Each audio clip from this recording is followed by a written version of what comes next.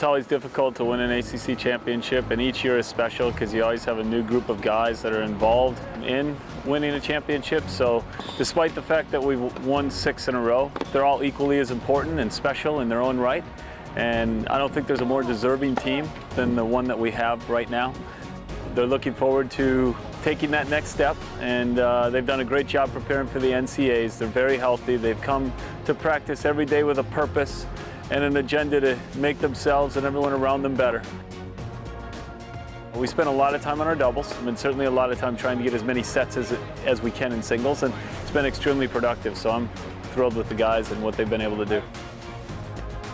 You need to be ready from the first day, and you don't want to take anyone for granted, so our focus is on Saturday against Farley Dickinson, and it needs to be that way. Great teams are very focused on the one match at a time thought process, and I don't think this team's any different. They've been very disciplined, and I think they understand that how important that is.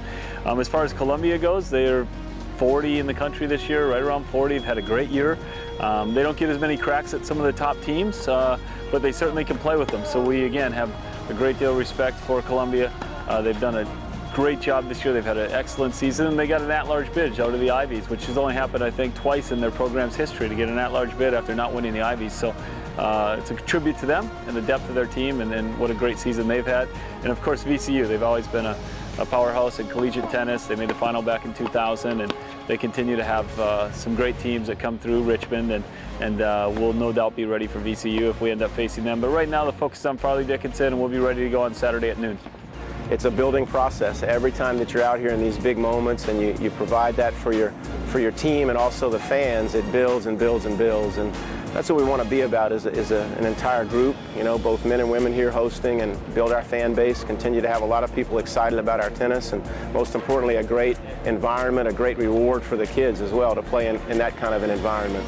Kind of have to rebuild back into the practice mode, and you're 3 weeks away now from having played your last match. So as a coach and as a program, and these kids are smart to know, we've got to keep an attention towards competing and make sure that we're battling each other much like it's going to feel when we play a good team in the NCAAs. We've also touched on some of the opponents that we might potentially face, so I think in that regard we're ready, you know, for specific players as much as you can be.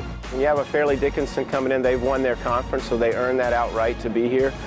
I do think the level is a little higher that we face day in and day out, but I've learned in the past, and I've been one of those teams as a coach, where you come in as a 4 seed and you're really excited. And so their excitement and their joy for being here is something that I think we'll certainly learn from and all carry forward. We've got to expect them to give us their very best, and I hope that's the case, and I hope that we handle it well. And then Tennessee and VCU are teams that we see a lot more often. Tennessee, even though they're in the SEC, we have them here in tournaments, and VCU, we also played in the middle of the season. So we feel confident with both of those teams. Certainly know that they're very, very strong programs.